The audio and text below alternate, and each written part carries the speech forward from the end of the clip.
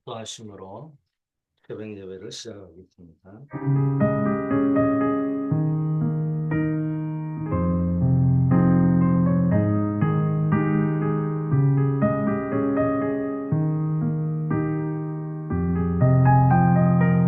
하나님 아버지 감사합니다. 오늘도 주의 말씀 가운데서 늘 승리하는 하루가 되게 하옵소서. 예수 그리스도 이름으로 기도드립니다. 아멘. 하나님의 말씀 골로새서 1장 5절 말씀입니다. 너희를 위하여 하늘에 쌓아둔 소망으로 말미암음이니 곧 너희가 전에 복음 진리의 말씀을 들은 것이라.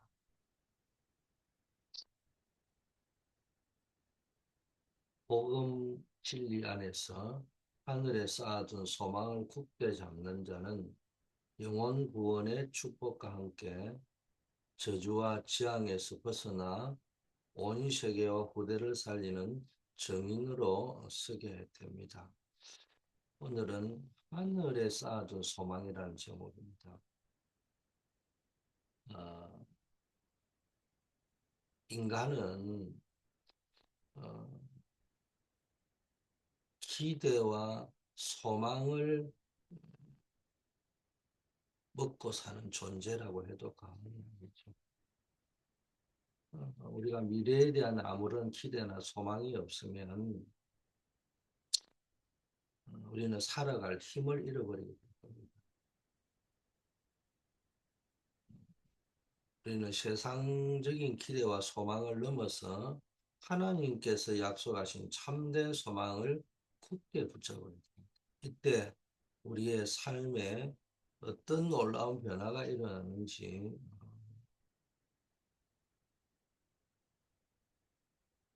나는 그런 제목이 오늘의 말씀의 제목입니다. 바울이 늘 기도했던 것은 성도들이 소망의 뿌리를 견고하게 내리는 것입니다. 지금까지 역사의 가장 큰 영향을 기독교 역사에 가장 큰 영향을 준 인물 중에 한 사람이 사도 바울이죠. 그는 단순히 뛰어난 학자나 선교사가 아니고 세계 문화를 바꿀 정도로 영향력을 준 사람입니다. 한때 교회를 핍박하고 복음을 대적하는 사람이었잖아요. 그런데 이런 사람도 다메섹 도상에서 부활하신 그리스도를 만난 후 완전히 새로운 인생을 살게 됩니다. 바울은 아시다시피 로마 시민권을 가진 유대인이면서도 헬라 문명에 능통한 인물이었습니다. 당시 세계를 지배하던 로마와 헬라 문화 사상에 복음의 씨앗을 뿌려서 서구 문명의 근간을 바꾸는 데 결정적인 역할을 한 겁니다. 그가 남겨놓은 서신서들은 오늘날까지도 수많은 영혼에게 희망과 용기를 주고 있습니다. 그런데 이 바울의 영향력은 그의 능력이나 지식에서 나온 것이 아니고 그에게 역사하신 하나님으로부터 비롯된 것입니다. 이게 진정한 영향력의 본인인 것입니다. 우리도 바울에게 역사하신 하나님께서 나와 우리 교회에 역사해 달라고 간절히 기도해야 될 줄 믿습니다. 소망이 있는 사람은요, 참을 수 있고 기다릴 수 있습니다. 이게 소망의 힘이라는 게 막연한 기대가 아니고요. 복음 진리라는 분명한 이 토대 터 위에 세워진 소망은 우리를 흔들리지 않게 합니다. 정확한 소망은 반드시 성취됩니다. 바울의 이 흔들리지 않는 전도자의 삶은 오직 그리스도 안에 있는 소망 때문에 가능했다고 봅니다.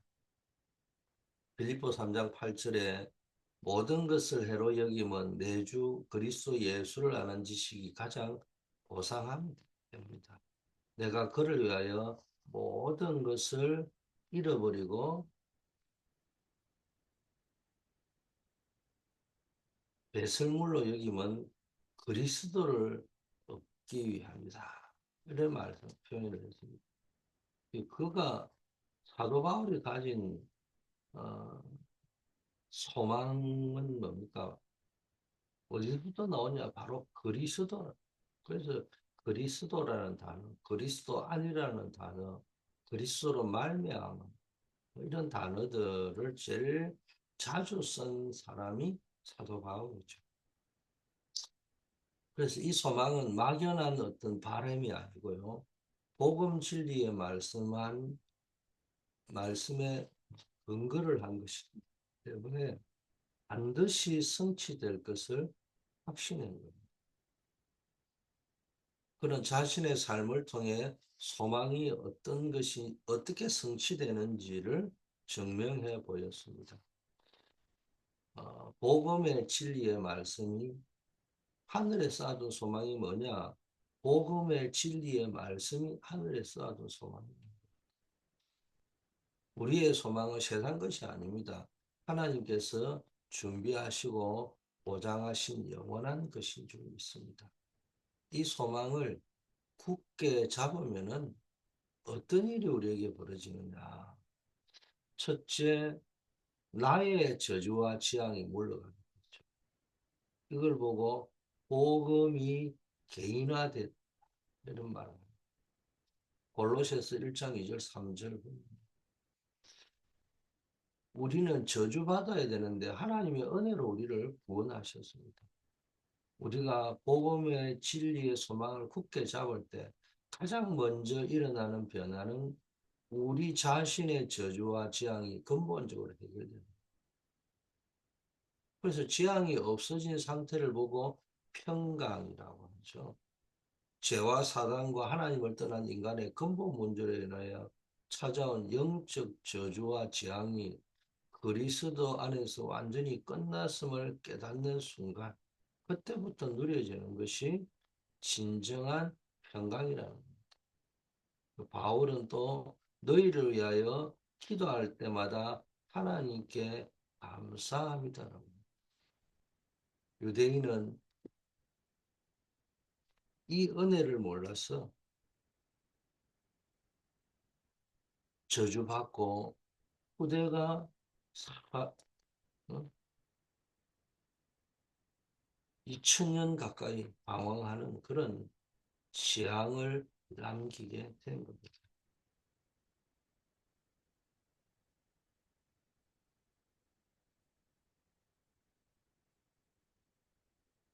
그래서 우리는요, 이 소망이 없으면요, 이 저주와 재앙이 물러간다는 이게 참 소망이 없으면 전부 과거의 실패나 상처, 트라우마에 묶여 사는 경우가 많습니다. 그래서 믿음, 소망, 사랑 이래요. 믿을 때 먼저 따라오는 게 소망이 생깁니다. 그리고 사랑할 수 있게 됩니다. 많은 사람들이 이런 상처, 실패, 트라우마에 묶여 살지만은 복음은 과거의 모든 저주와 지향에서 우리를 해방시키는 겁니다. 해방에 대한 참 소망, 과거의 상처에서 해방되어야 됩니다. 복음이 견인화되어지면 제일 먼저 일어나는 것이 내 모든 상처, 과거로부터 해방되는 겁니다. 두 번째, 미래에 대한 불안과 염려를 평강으로 바꿉니다. 하늘에 쌓아둔 소망은 우리의 삶에 평강을 가져다 주죠. 불안과 염려가 몰려올 때마다 그리스도의 복음을 붙잡고 기도함으로 평강을 회복하십니다. 세 번째는요, 사회 고백을 해보게 됩니다. 바울이 골로새 교회를 보며 감사한 것처럼 우리에게 임한 구원의 은혜를 잊지 말고 감사함으로 고백할 때 저주는 무너지고 재앙은 사라지게 될 것입니다. 성경의 배경을 우리가 한번 보면 노아 홍수 사건을 보시죠. 하나님을 떠난 인간의 죄악이 온 땅에 가득했을 때 하나님은 심판의 재앙을 내리셨잖아요. 그러나 노아는 하나님의 은혜를 입어 구원받았고 재앙에서 벗어날 수 있었습니다. 이것은 죄로 인해 저주받아 마땅한 인간에게 구원의 길을 예비하신 하나님의 은혜를 보여주는 예표입니다. 애굽에서 400년 동안 노예 생활을 하며 고통받던 이스라엘 백성은 유월절 어린 양의 피를 문선주에 바름으로써 재앙에서 벗어났습니다. 이 어린 양의 피는 십자가 보혈을 예표하죠. 오직 그리스도의 희생으로 우리가 저주와 재앙에서 해방되었음을 증거하고 있습니다. 그래서 우리에게 있는 참 소망, 그리스도 안에 있는 참 소망 중에 제일 중요한 게 나에게 있는 모든 저주와 재앙이 물러갔다. 이걸 보고 복음이 개인화되었다. 복음이 그 개인을 변화시키는 거예요. 두 번째는 온 세계에 임하는 저주와 재앙을 막게 됩니다. 이게 이제 복음이 현장화되었다. 이걸 전도 선교라고 하잖아요. 다른 말로 하면 복음의 현장화. 하나님께서 아브라함에게 온 천하의 저주 재앙을 막는 복음을 약속하셨죠. 그래서 부활하신 예수님께서는 모든 족속, 만민, 땅끝까지 복음 전하라고 하신 것입니다. 바울은 이 비밀을 깨닫고 땅끝까지 나아가는 정인의 삶을 살았죠. 그래서 바울과 그 팀이 붙잡은 소망의 언약이 뭐냐? 영세전에 감추어진 것, 세세무궁토록 있을 것. 그걸 지금 나타내신다고 말씀하셨습니다. 자, 복음의 소망을 가진 저와 여러분은 내 문제가 해결되는 걸 넘어서 온 세계에 있는 세상에 임하는 저주와 재앙을 막는 복음의 통로가 됩니다. 하나님은 아브라함을 부르실 때부터 이방 민족을 향한 구원 계획을 가지고 계셨습니다. 하나님은 아브라함을 부르시며 땅의 모든 족속이 너로 말미암아 또 22장에는 내 씨로 말미암아 복을 얻을 것이다. 이 약속은 예수 그리스도를 통해 성취될 온 세상의 구원을 예표하는 시언이 아니었습니다. 아브라함의 믿음의 여정은 온 세상의 재앙을 막는 복음 전파의 시작이 되었던 겁니다.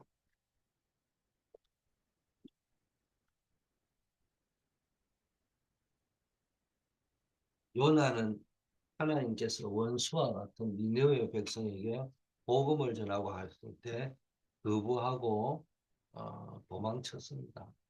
그러나 하나님의 강권적인 역사로 니느웨에 복음을 전했고 니느웨 백성은 회개하여 어, 재앙을 피했습니다. 이런 복음이 한 민족을 넘어 온 세계의 재앙을 막는 유일한 해답이라는 걸 보여주는 겁니다. 자, 그렇다면은 이 복음의 현장화, 복음이 들어가는 현장마다 저주와 재앙을 막게 됩니다. 우리는 그 저주와 재앙을 막는 현장의 저주와 재앙을 막는 복음의 통로가 되는 전도자라고 한다면 내 삶에 무엇든 소망을 붙잡고 가야 되는가? 내 삶이 선교의 현장이다. 거창한 선교를 하는 게 아니고요. 내가 있는 삶의 자리에서 직장이나 학교나 그 법의 현장에서 복음을 전거함으로 그곳에 임하는 영적 재앙을 막을 수 있습니다. 그래서 우리는요, 하나님의 약속을 붙잡고요, 기도하는 겁니다. 예수님이 말씀하신 모든 족속, 만민, 땅끝의 약속은 막연한 명령이 아니죠. 하나님의 약속은 반드시 성취됩니다. 이 약속이 내 삶과 교회를 통해 성취되도록 언약을 붙잡고 기도할 때 우리는 하나님께서 영세전부터 감춰 주신 비밀을 누리게 될 줄 믿습니다. 세 번째는요, 후대에게 임할 저주와 재앙을 막게 됩니다. 이걸 보고 우리는요, 복음의 미래화라고.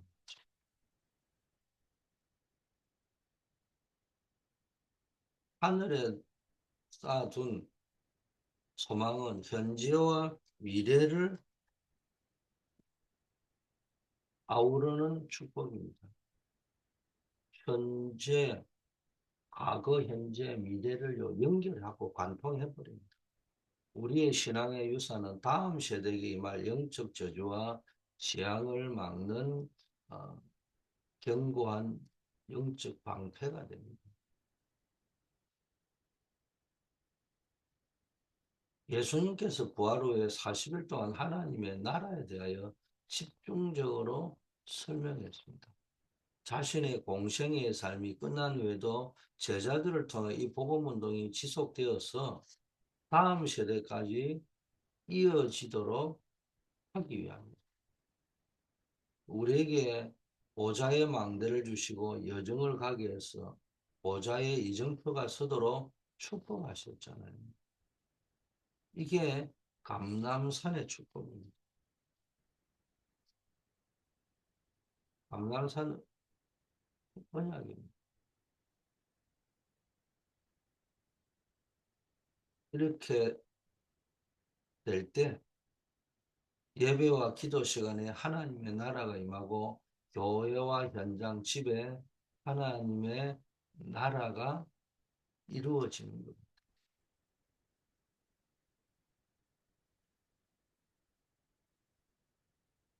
우리의 삶에 이제 이 언약을 붙잡고 우리가 날마다 영적 서밋의 삶을 살아요. 우리가 금토일 시대에 가장 중요한 게 뭡니까? 결국은 치유하고 언약을 붙잡고 서밋으로 서도록 위함이 아닙니까? 우리가 예배와 기도 속에서 보좌의 축복을 누리고 하나님의 나라를 체험하게 될 때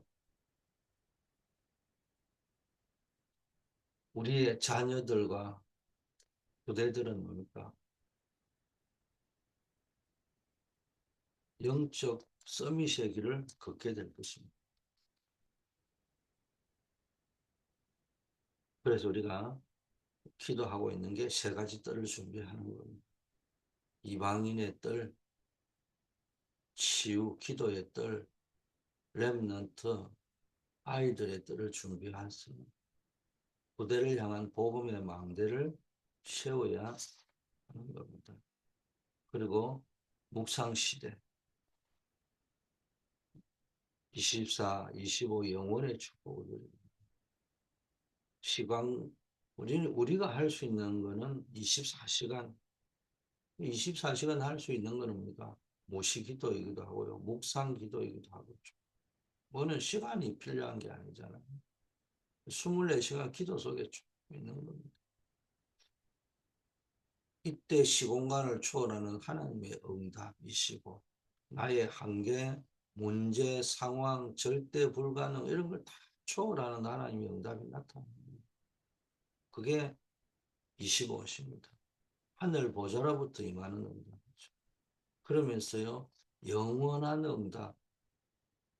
이걸 우리가 24시간 누리는 삶을 살 때 그 축복은 다음 세대에 그대로 흘러가는 거예요. 그래서 우리가 하는 게요. 5분 기도든 10분 기도든 내가 24 기도 속에 탁 집중이 되어져 갈 때 뭐와 연결되느냐? 하나님의 시간표, 25시라는 시간표, 25시라고 하는 것은 기적과 같은 시간표죠. 인간의 시간표가 아니라는 거예요. 하나님의 시간표로 연결되는 겁니다. 그리고 그것은 영원이라는 시간표로 하나님은 영원한 오늘이고 영원한 거죠. 그래서 우리가 후대에게 임할 저주와 재앙을 막는 케이스 스타디, 우리가 성경을 보면서 늘 케이스 스타디, 나에게 적용할 경우의 수가 무궁무진한 경우의 수가 있다. 자, 사무엘 보세요. 우상 숭배와 타락으로 인해 블레셋의 침공을 받던 이스라엘에게 사무엘은 미스바에 모여 회개하고 기도하도록 인도했습니다. 그 결과 하나님께서 천둥 번개를 발해가지고 블레셋을 물리치잖아요. 그 사무엘이 쌓은 이 하늘 보좌의 망대, 기도의 망대, 후대를 살리는 영적 이정표가 됩니다. 다윗도 마찬가지입니다. 다윗에게 영원한 목동으로 있는 다윗에게 영원한 왕위를 약속하셨습니다. 단순한 다윗이 왕이 되는 걸 넘어서 다윗을 씨를 통해서 메시아가 올 거라는 거예요. 다윗은 이 언약을 붙잡고 믿음으로 이스라엘을 다스렸고 그의 후손을 통해 영원한 왕이신 예수 그리스도가 오신 겁니다. 다윗의 언약은 후대에게 영원한 소망을 남기는 신앙의 유산의 중요성을 보여준 겁니다.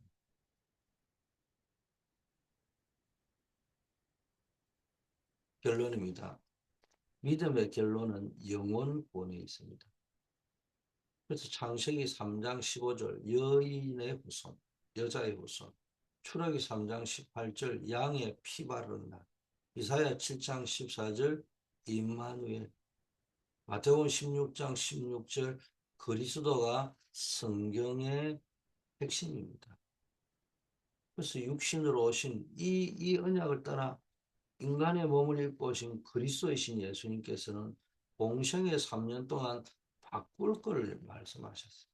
그리고 갈보리산에서 십자가에서 모든 것을 다 이루셨습니다. 끝내셨습니다.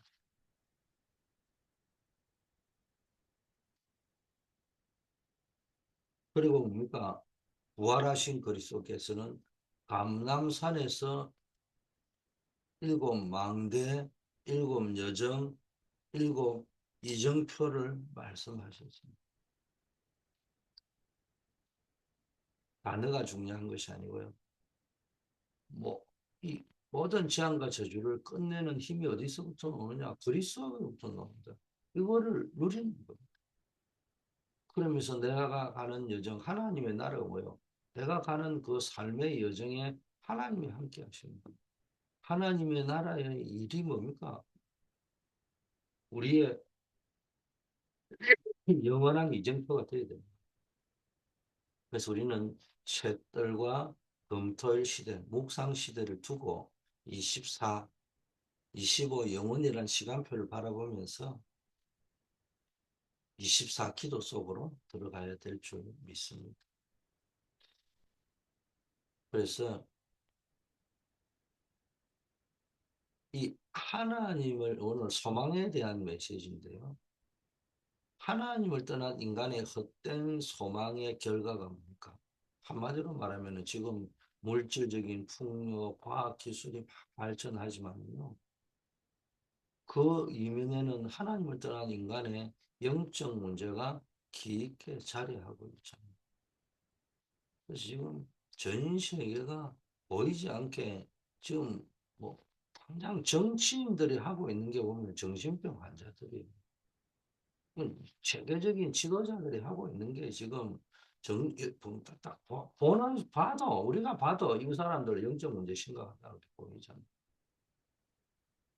앞으로는 하나님을 떠난 인간은요. 앞으로 계속해서 불안, 우울증, 영적 공허감, 무의미 속에서 방황하게 될 겁니다. 이게 뭡니까?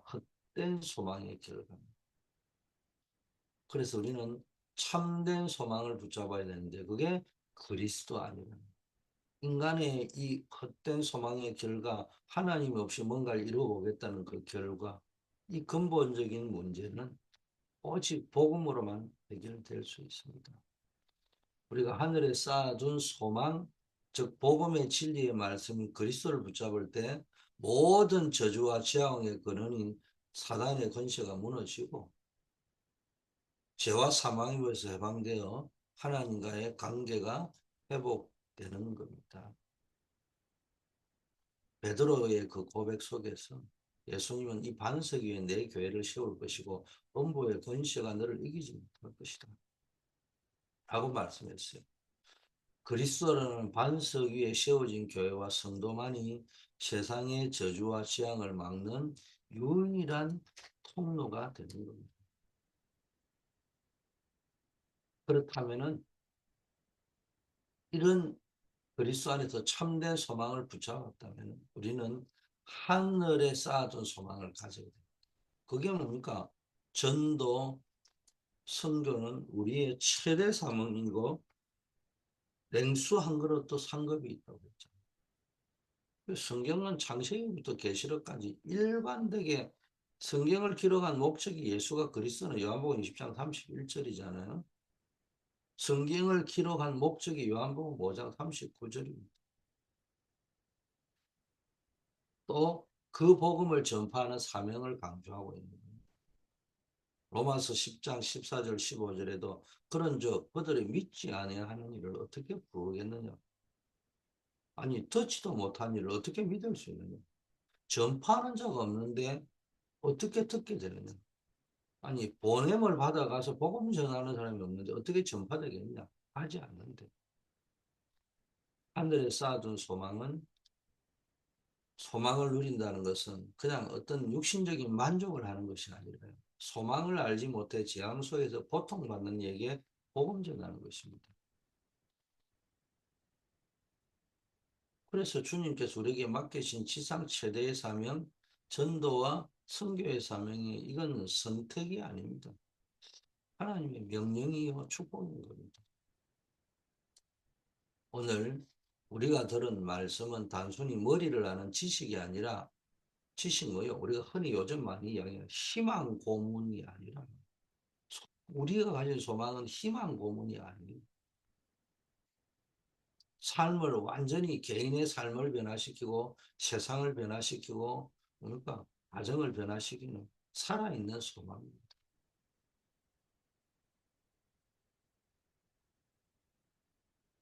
그래서 우리는 모든 삶의 영역에서 믿음의 결단을 때려야 됩니다. 그래서 정말 이 현장에서 이 복음을 누리고 복음을 증거하는 그런 복음 안에 있는 참 소망을 누리고 증거하는 삶을 살아가시기를 축복합니다.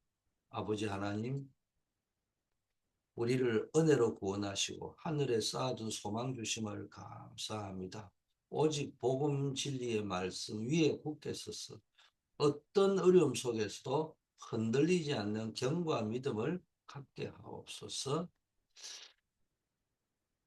하나님이 주신 말씀처럼 하늘에 쌓아둔 소망, 복음의 진리를 굳게 붙잡고 이 소망이 우리의 삶의 가장 확실한 근거가 되어 어떤 환란 속에서도 흔들리지 않게 하옵소서.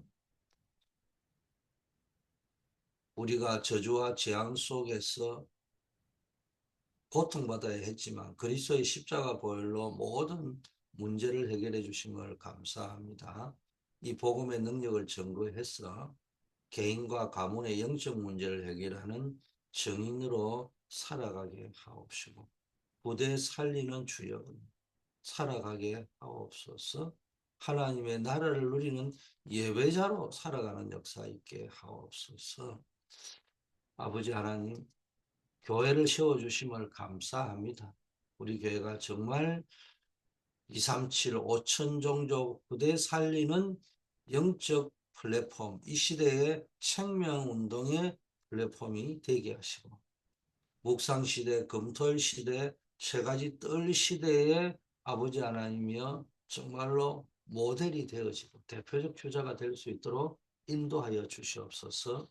특별히 아버지 하나님이여 주님께서 함께 하시는 증거가 넘치게 하시되 우리 환우들을 기억하여 주시고 우리 특별히 구종옥 권사님 허리를 이렇게 다치셨다고 하는데 하나님 조속히 아버지 하나님이여 그 통증이 사라지고 완전히 회복되어질 수 있도록 인도하여 주시옵소서. 그리고 모든 환우들 기도 중에 아버지 하나님이여 이 질병 때문에 질환 때문에 기도하다가 하나님의 살아계심을 체험하는 역사 있게 하시고 전무후무한 응답을 누리게 하옵소서. 환절기의 유행성, 계절성 질병 가운데서도 하나님이 지켜보아옵소서. 결혼을 앞두고 있는 우리 신현정 토마스, 또 사업을 진행한 우리 이진성 장로님, 구철의 장로님, 우리 김보민 안수집사님, 이런 분들 하나님이 기억하시고 또 우리 안시관 장로님, 우리 김건호 장로님, 이재규 장로님, 우리 장로님들, 병직자들, 산업인들을 기억하여 주시옵소서. 우리 토마스 또 우리 제임스 장로 하나님 그 현장에서 임마누엘의 축복을 누리게 하옵소서. 한 주간도 기도의 파수꾼으로 서 있었던 우리 아버지 하나님의 새벽을 밝히는 분들에게 하나님이 큰 응답과 축복을 체험케 하옵소서. 예수 그리스도 이름으로 기도드립니다. 아멘. 만왕의 왕이신 우리 주 예수 그리스도의 은혜와 하나님 아버지의 무한하신 사랑하심, 성령의 교통 충만 역사하심, 하늘에 쌓아둔 소망을 가지고 하나님의 나라의 평강을 누리며 지향 맞는 세상 살리는 영적 망대로서 복음 전하는 전파자의 삶을 살기로 결단한 새벽을 밝히는 모든 파수꾼들 위해 또 이분들의 가정과 인생 위에 이제부터 영원까지 함께 계실지어다. 아멘.